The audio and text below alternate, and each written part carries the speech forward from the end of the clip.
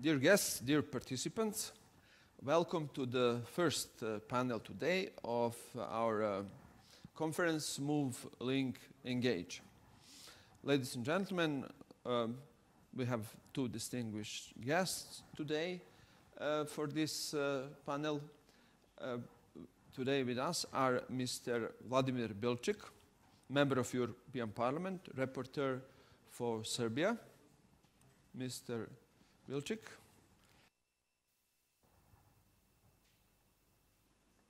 And with us is Dr. Dušan Reljić, who is head of Brussels office of the German Institute for Security and International Affairs. Mr. Reljić, welcome to the panel. Just to remind participants and all of you that we are in the second day of our annual 6-in-a-row conference Move.Link.Engage. The Belgrade Open School does it for, as I said, 6 years. We try to put on the public agenda issues of European integration, of transformation, of how to bring more Western Balkans in Europe and more Europe in Western Balkans. This year under the title Partnership for Real, Development for Real, we speak about solidarity, we speak about responsibility in a post-COVID era. So just a small introduction before I give floor to our panelists. Title of our panel is Institutional Non-Functioning Functioning in Time of Crisis. So it's not needed to remind you that how COVID-19 raised criticism about unclear and ineffective role in the EU, of the EU institutions at the very beginning of crisis, particularly. Issues of solidarity emerged immediately. Countries, member states didn't help each other at the beginning. Unilaterally closed the borders, banned of export of medical supplies, fought for ventilators on international market of medical supplies, which became actually a black market, and EU member states fought among each other on it. So one thing is for sure, the pandemic of coronavirus has put the identity and solidarity of EU people on the test. But have EU member states and candidate countries handled this crisis properly, as von der Leyen stated a week ago at her address? So that are questions which we'll deal with in the next 45 minutes, and I would like to give floor to our panelists with their first reaction on the issues which are raised by the pandemic at the EU level. So what has happened with the pandemic? Does the pandemic simply expose the elephant which was already in the room? So now we simply became aware of it. So how do we deal with issues of solidarity and responsibility and partnership in the EU at the moment? So I will firstly give floor to Mr. BILČÍK. So BILČÍK, please, the floor is yours. I hope you can hear me. Yes, very good. Hello, everybody, and very, very good day to everybody, and greetings to all in Beogradska otvorena škola. I'm very happy to participate in this exchange.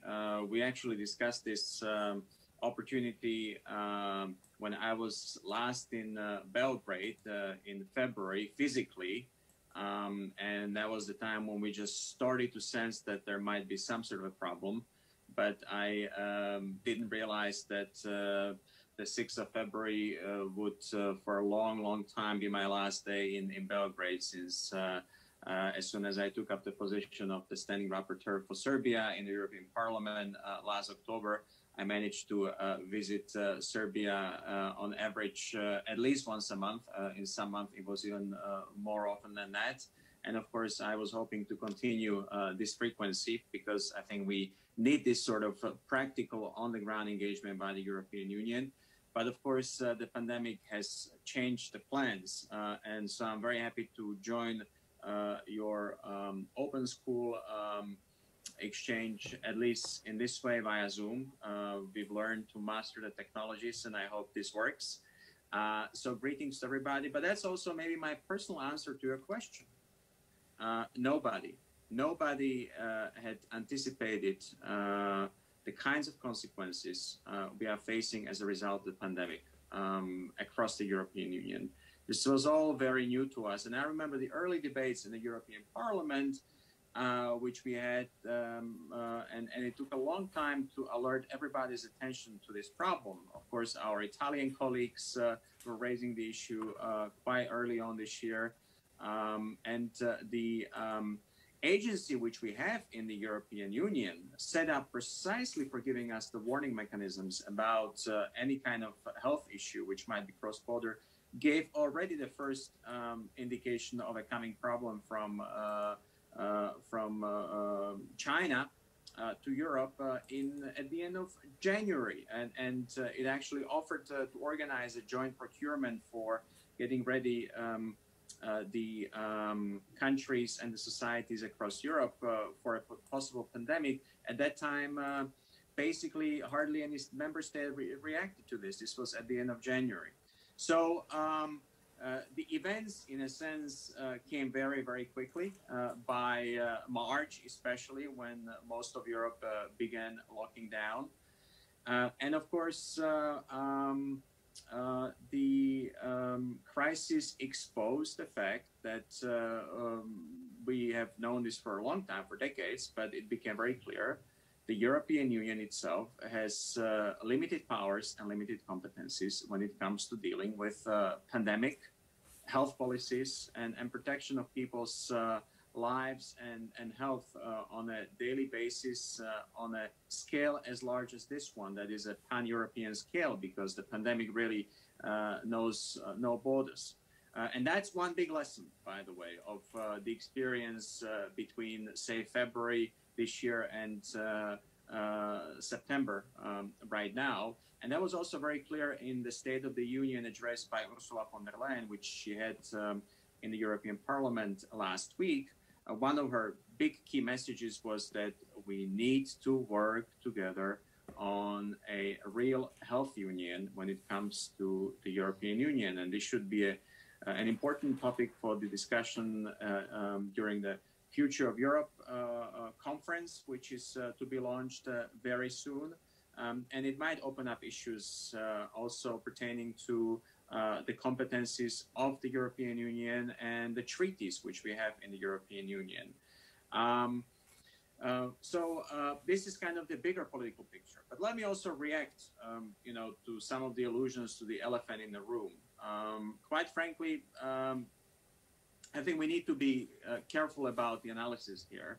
And just like in politics, also in social science, it's important. And I'm a social scientist by training and profession, although I'm a politician right now. But I think it's important not to have an analysis of the events based on the consequences of the events. Ex post analysis is always something which we should be very careful about. And it's important to look at the ex ante situation. And as I say, the European Union had limited powers, capacities, and ability to act in the early stages of the pandemic. It was the member states' responsibility to look after the health of the people. And that proved to be something of limits, because, of course, not a single member state, not even a single large country in the world could face this. We see it very clearly in especially the tragic example of the way the events have unfolded in the United States.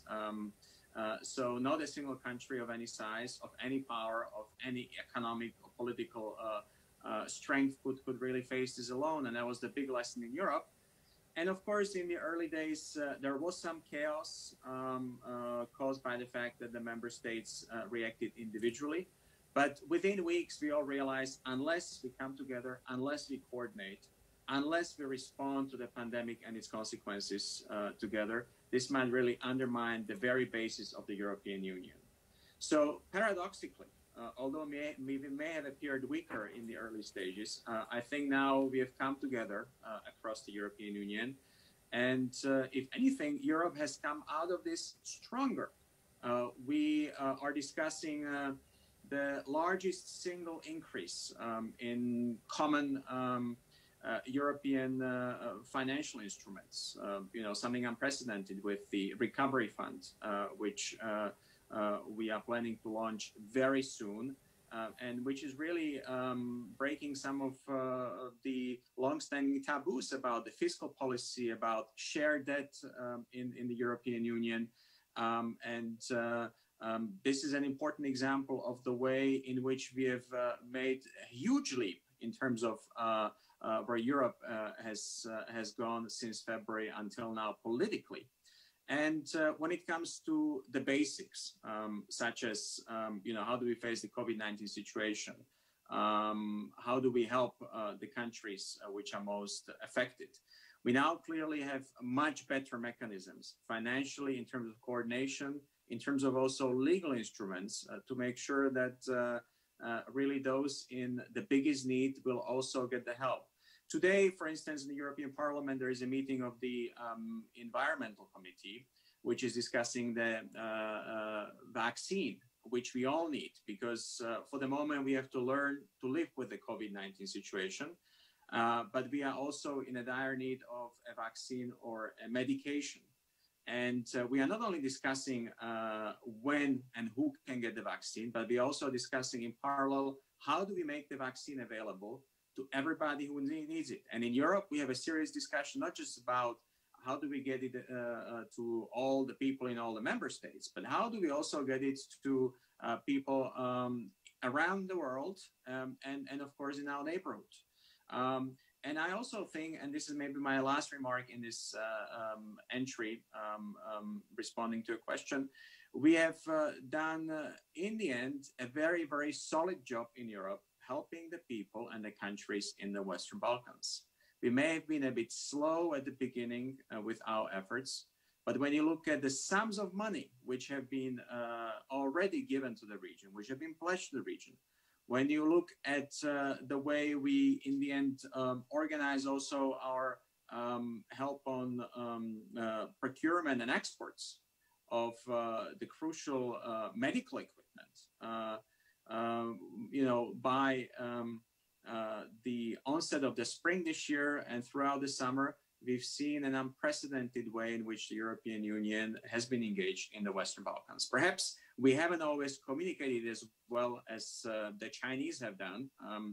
The Union needs to learn the game a bit better in terms of how we really politically are there, present also in public communication about the things that we do.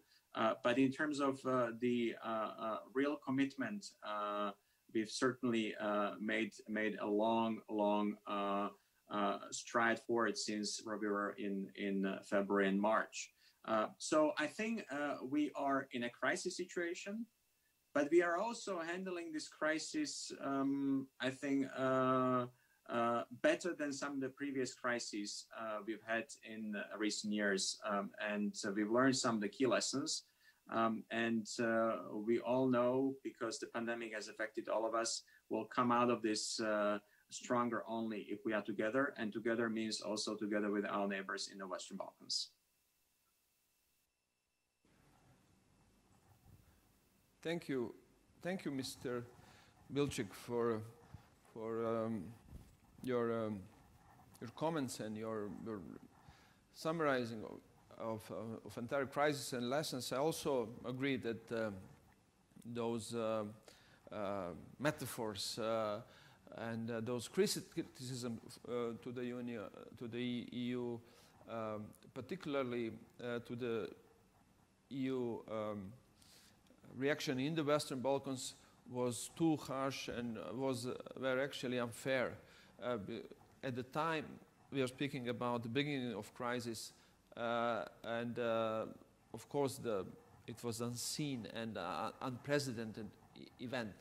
And but EU actually reacted soon. And your key point is, if I can summarize it, that after this, during the pandemic, EU grew and EU became closer, and we can expect maybe half Europe as in a near future. So I would like to give floor to Dr. Dušan Reljić, who will give maybe another different perspective of the not politician, but perspective of researcher and of activist also. So what is your reaction to the pandemic? This for other people. I'm a simple think tanker, and what Vladimir BILČÍK used to be as well. He came from the think tank world into politics. If I may, I say one sentence in my native tongue in Serbo-Croat.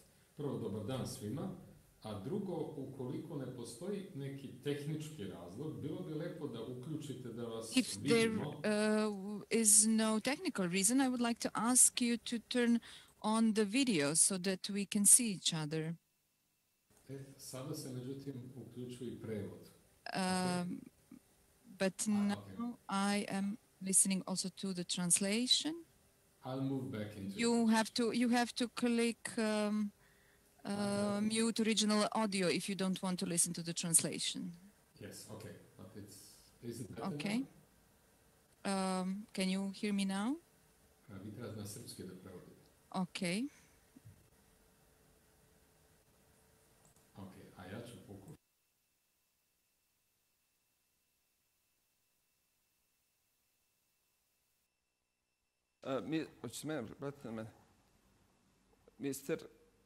Mr. Reljić, please switch off the interpretation and simply leave only English as a language.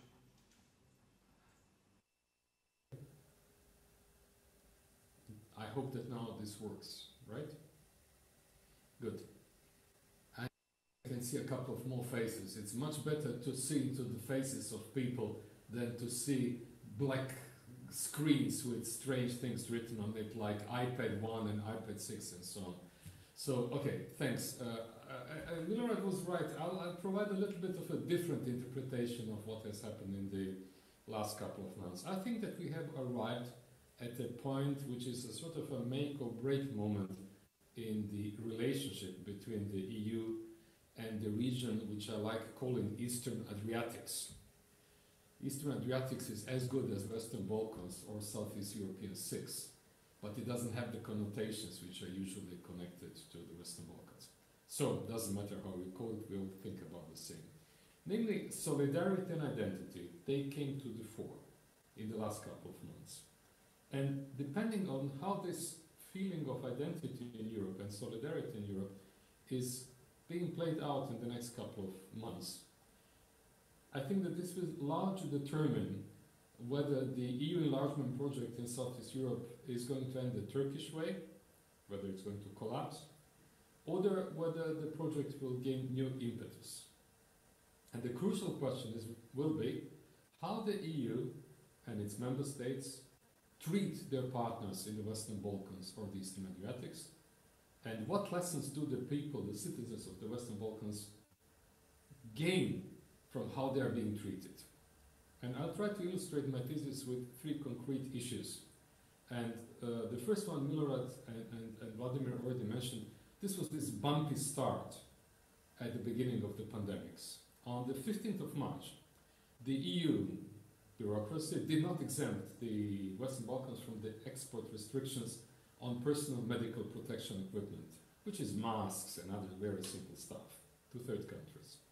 So China and the others came in, and the EU paid to UNDP in Belgrade to rent planes with which Chinese equipment was flown in.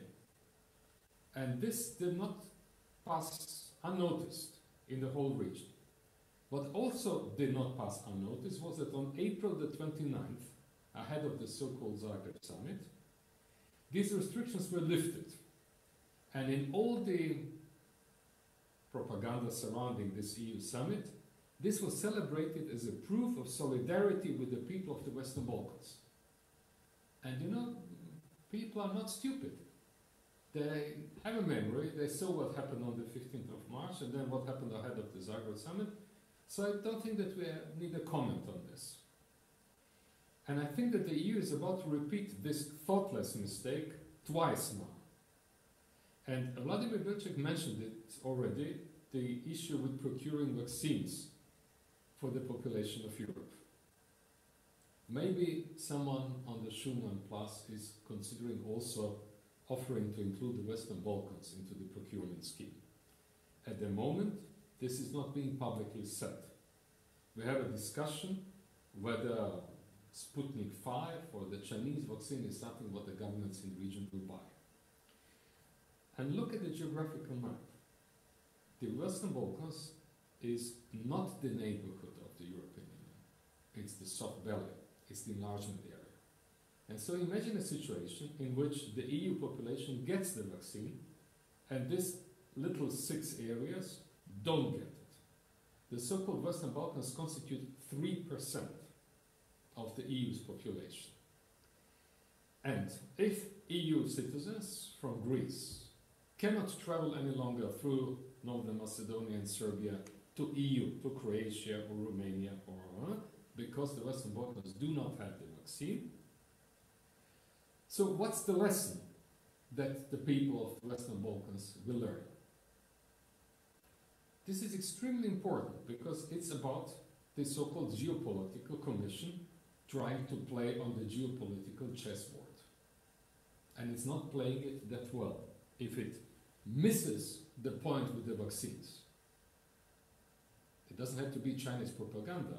It has to be simple communicating of solidarity and identity, saying if we are procuring vaccine for the European Union, we will immediately, from the very start, include the enlargement countries. This is the geopolitical message which should be useful to the European Union. Second point, in early 2021, next year, the so-called European Travel Information and Authorization System, ETIAS, should start working. This means if you want to travel to Schengenia, you have to register yourself via the internet, although you don't need a visa, but you have to register yourself. So I imagine now the communities in the Western Balkans, the elderly people, the poor people, who have all relatives in Austria and Germany on, being confronted with something which is beyond their capability. To find an internet connection, to register themselves and then be able to travel to the European Union. Remember when the visa requirement was lifted about a decade ago, this was celebrated as an immense and huge sign of solidarity of the EU with the candidate country. Now we are risking a situation in which very many people will say, I imagine already this propaganda on Sputnik and on Chinese broadcasting company. They abolished visa for you, but through the back door, through this ETIAS system, they are reintroducing it. Let's see how this will be handled. But my biggest point, my most relevant point is about this famous 3.3 billion euro which were pledged at the Zagreb summit for support to get over the impact of the crisis. First of all, no one has yet replied to the question how much of this 3.3 billion will be grants and how much will be loans. The Western Balkans don't need loans.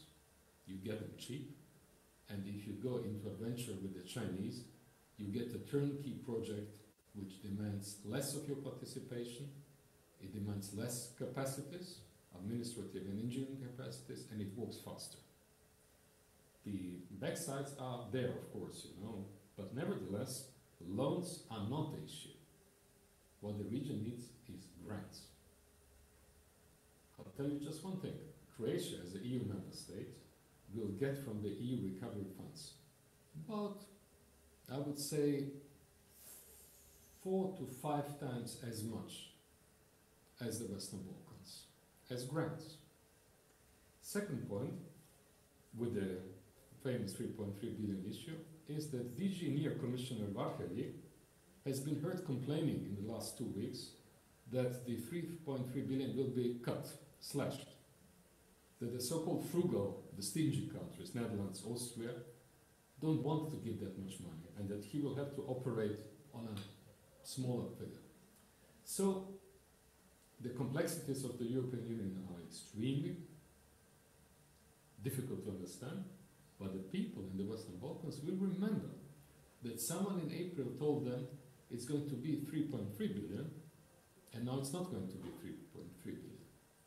So what I'm saying is that the messages coming over are complicated, not easy to understand, and they don't portray the European Union integration project as genuinely based on solidarity and a common European identity. The Western Balkans still are in the position to be treated as lesser Europeans. And the only way to overcome this is by forgetting completely the mantra about offering a perspective to the Western Balkan countries for European Union membership. We have to change it. We have to understand that enlargement in Southeastern Europe is a big step to finishing the European integration project. So as a positive event, something what the European Union wants to do now and immediately, and not something which is in perspective. Thanks.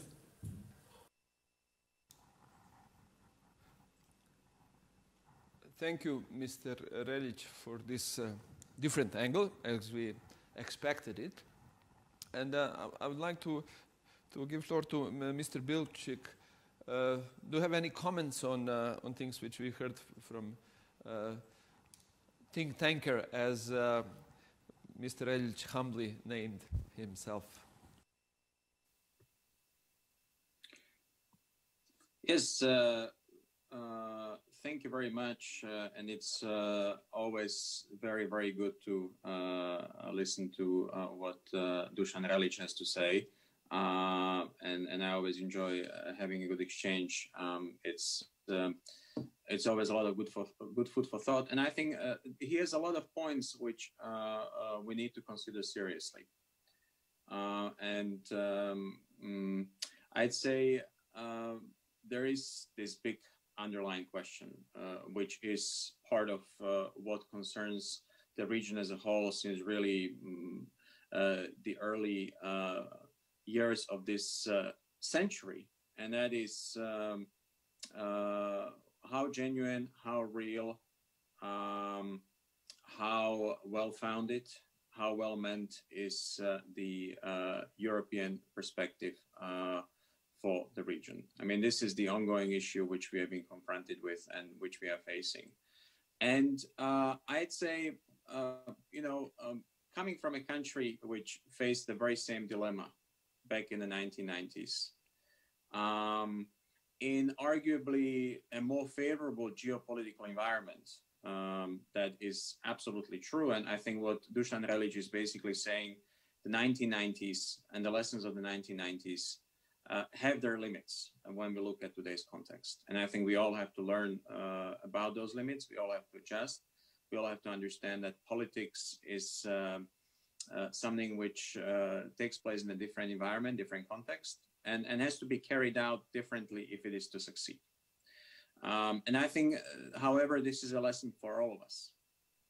This is a lesson which I see that we are taking increasingly seriously and trying to learn to play well in the European Union.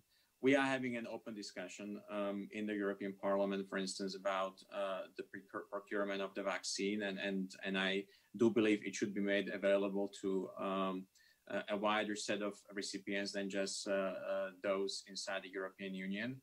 And we need to really stay open-minded about what we do and how we act, because there is a lot of close-mindedness about these things already around the world. We can see reactions from other countries where I might expect more openness, but we are not getting it. So I think here Europe really has to stay the beacon of solidarity and the openness. And it's going to be a fight. It's going to be a struggle because we are facing a serious crisis. We do have limited resources, and time is of the essence and value here. But I think whatever we do in terms of confronting the consequences of the pandemic, we have to take the Western Balkans as an integral part of Europe and European project and European future. And these are the messages that have to be sent clearly and also felt clearly in the region, in the Western Balkans. And I think we've already done some good work since the start of the pandemic. As I said, we all reacted in a very uncoordinated way early on. And the kinds of situations that Dušan is describing with respect to Western Balkans, we had inside the European Union. You know, we were looking at what other countries are doing. There was a lot of tension between the countries inside the European Union. And in that sense, the situation was not fundamentally different from what we faced in the early days between the EU and the Western Balkans. Now, when I look at the bigger picture, what has happened between February and September, I think we've learned some good lessons. We've made some serious commitments, and we've done also some good work on not just delivery, but also communication. And we would expect the same, and this is maybe where I want to put the ball back in the region. Because what is the essence of the message that Dušan Reljić is saying is Europe is sending mixed signals, you're not doing enough, people can read this differently, the Russians and Chinese will pick it up and spin it their own way, and of course we all know that there is a big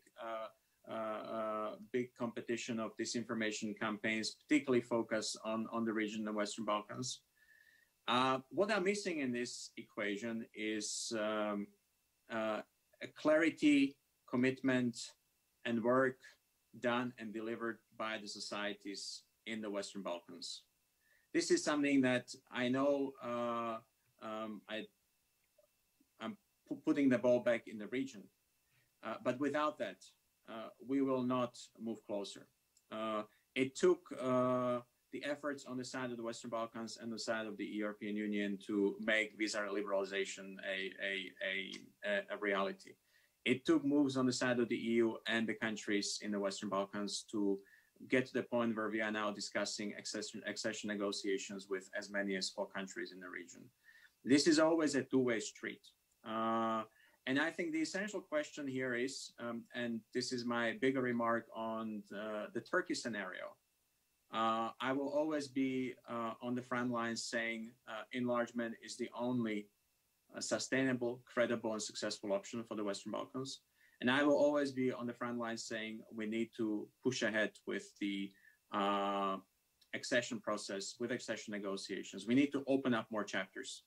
But all of this necessitates also work, commitment, clarity, and a real political power behind these goals in the region. And this is something that must be, I'd say, almost as clear as it was in the case of Central Europe back in the 1990s. And I'd say maybe even more so because the 1990s were a bit more favorable in terms of the geopolitical setup.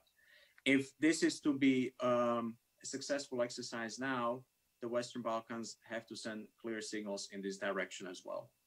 And unfortunately, we are still facing a number of problems, issues where Europe doesn't play the position in the politics of the countries in the Western Balkans, whereby even those who are very much in favor of enlargement feel that this is a strategic societal goal which cuts across the political fault lines in the countries, which really unites the people, and which makes political, institutional, societal change happen. Europe has become increasingly part of the political game, whereby it's a target, it's something that's played with, rather than seen as a strategic goal by those actors who say they are committed to it. And this is, I'm not going to pinpoint a single country here. This is something we see across the region. And this also needs to change if this is to work, because then it's all too easy to just blame Europe. You haven't done this, you haven't done that. Okay, you're giving up on us. But are the Western Balkans not giving up on Europe? This is also the question we need to ask ourselves. And I'm being very open and frank here. I think we need to feel really, really strong commitment here. We have question marks along these lines after every single election, every single country in the Western Balkans. We just had 3 elections in 3 different countries in the past 3 months. And every one of those elections raises this question.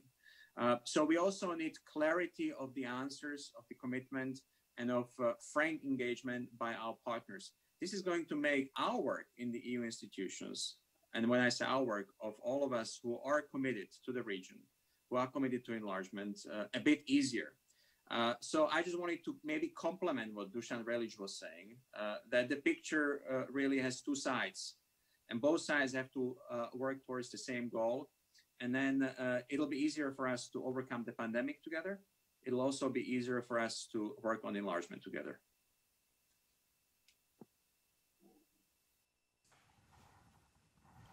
Okay. Thank you very much, Mr.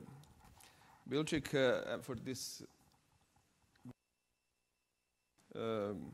comment. And yep, the entire conference is about balls in the region. So we actually mostly deal with balls in our own part of the pitch. So yesterday we had great discussions about rule of law and human rights and all of issues we have in Serbia and the rest of the Western Balkans about it.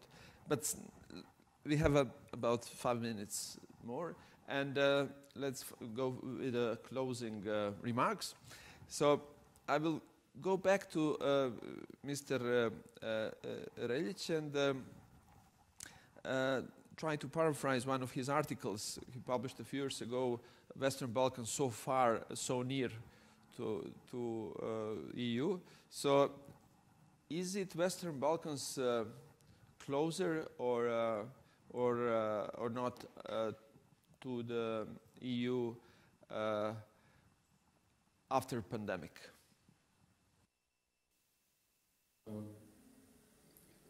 This is, like betting on one or the other issue. I think it's farther, and the reason is exactly that which Vladimir mentioned. He said that we need commitment and clarity about the willingness of the region to progress towards the European Union. However, I don't think that this is an issue so much for societies. I think it's an issue for the governments and the political class. Because in the whole region, we have what the European Commission in one of its country reports called captured states. But this is also not precise. These are captured societies. We have since many years we have governments in the region which have annihilated parliamentary control and oversight, which have moved away societies from participating in very many aspects, which have taken over all the resources of the state, and which do both foreign policy, European policy, and any kind of other policy just by their whims. To make it really concrete, during the pandemics, we had the president of Serbia kissing the Chinese flag. Then we had him going to Washington and performing there an incredible scene and moving Serbia all at once towards the US and so on. We have other leaders in the people who have no respect at all for the parliaments. They do what they want to do. So the commitment is not by society. The commitment is what the political class has to deliver. And my view is that Brussels, and especially the political groups in Brussels, in the parliament and so on, which are ideologically close to some of the governments in the region, have been sweet-talking too much and not really saying aloud what they see and what's happening. In Serbia and the rest, you have, in all opinion polls, 50% of the population supporting EU membership. Remember, Croatia joined the EU in 2013 after a referendum in which 27% of the people with the voting right voted for EU membership. Again, they had a political class, they had a government which was determined and which acted. What we lack in all other countries of former Yugoslavia, with perhaps the exception of Northern Macedonia now. And this is where I expect the European Union, the European Commission, and especially the Parliament, to speak in a very clear language. Talk to Mr. Rama, talk to Mr. Vučić, talk to the Bosnian presidency and tell them what you are doing is opposite of what we want you to do. Do something about human rights, you are not doing. Rule of law is deteriorating. This is what I'm missing. Just the opposite. We hear again and again words of praise for some of the political leaders in the region. So in this way, commitment by the society, I think, exists, but the commitment by the government, by the political class, is very dubious. Thank you. Thank you, Mr. Reljić. So I will give back floor to Vladimir BILČÍK. Mr. BILČÍK, you are working with both societies and the government. So what is your comment on the priča? Kažem,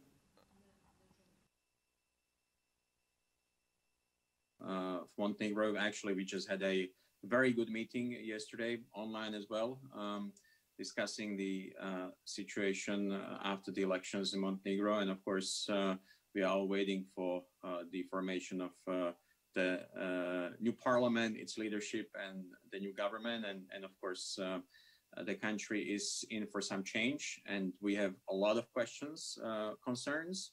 But also, very openly saying that if people have asked for change, that is healthy in a democracy, but we all hope it's going to be managed in a way whereby the strategic choice for Montenegro's European future is underpinned, not undermined, and this is the message. And of course, I'm also dealing with Serbia, and there we are once again, and I've said this openly, and this is just to maybe reply to Dušan Reljić. I've been pretty clear in my public statements about the good things, but also about the problems which I see in the region. And I said it very clearly just very recently. The EU is very clear and gives a very clear feedback to the candidate countries, not just by the Commission's report, not just by the reports in the Parliament, but also by any progress when it comes to opening or closing the accession negotiating chapters. And here, quite frankly, ever since I took up my position in the European Parliament, I've said nominally we do have two front runners in the process, but they haven't been running for quite some time. And that goes for the two countries that I deal with.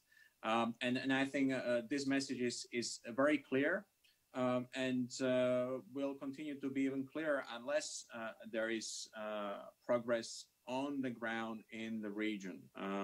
We need to see that. We need to see that commitment. And I understand it's not easy, because what we are asking these countries to do is to reform, to change, not to go on the way they used to. And reform and change is something which brings costs politically and otherwise. It's something that has to be explained, and it's something that has to be tied to a vision for a better life, better country, better livelihoods for the people in the region. And this is where Europe has played a crucial role for East Central Europe in the past. It played a crucial role even during the Cold War for the Southern Europe, which emerged from their own history of authoritarianism. And really, it should be one of the key driving tools in reforming the countries in the Western Balkans. Europe is not just about the transfer of money. And quite frankly, we do have a serious discussion about rule of law issues and even conditioning transfer of money inside the European Union with greater rule of law conditionality. And this is, by the way, part of also what we see in enlargement. The new methodology is about, in part, meaningful progress tied to advances in the area of rule of law. That's how we achieved a new consensus around enlargement. And we are all committed to enlargement. Unlike we had a mixed message from Europe in October last year. But of course, that enlargement has to be meaningful. It necessitates reform and commitment to that. And by the way, I see a number of people in the region across the Western Balkans who now hold really strong political power to deliver on these reforms if they can really act on them.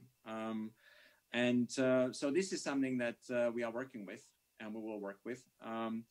But I also want to say, and maybe this is my last remark on this, let's see the European Union as a political project which has the Commission, the Council, and the Parliament.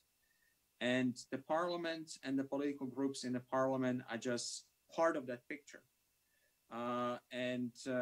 Europe has never been in business of changing political power in other countries. We are in business of supporting the will of the people as we see it on the ground. This is something which we are doing right now with respect to Belarus. So I think it's also important to talk about the connection between the society and the political power. And of course, if we see deficiencies when it comes to the exercise of political power, it's important that the society can really act upon these. This is an important part of democracy. And we across the European Union, EU institutions are ready to engage and support. But change, and political change especially, is not something which happens overnight. It doesn't happen easily. And it should happen on the basis of a decision by the people, for the people in the region. And this is also important. So, and I'm saying this as a rapporteur for one of the countries, as the chair of the delegations. My key responsibility is to work on European politics, European policymaking. And that means also very clear and frank talk with our partners in the region. But for me especially, it doesn't mean that we get engaged in the micromanagement of politics in the region. We have a clear offer, clear plan, clear ways of dealing with the countries. And we expect the same from our partners.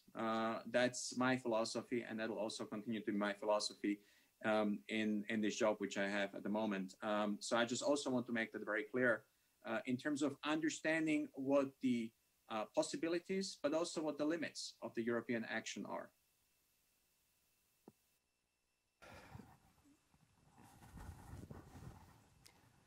Thank you very much, Mr. BILČÍK. Thank you very much, Mr. Reljić. Thank you for open and honest discussion. And thank you for sharing with us two angles of the same picture. And we only hope that this discussion and similar discussions can put EU accession issues on the public agenda in Serbia and in the countries of the region, and that address of the in the European Parliament last week of the State of the Union which once again repeat that Western Balkans is part of the EU and not a stopover on the Silk Road as a clear message will also be spread in the EU and the Western Balkans.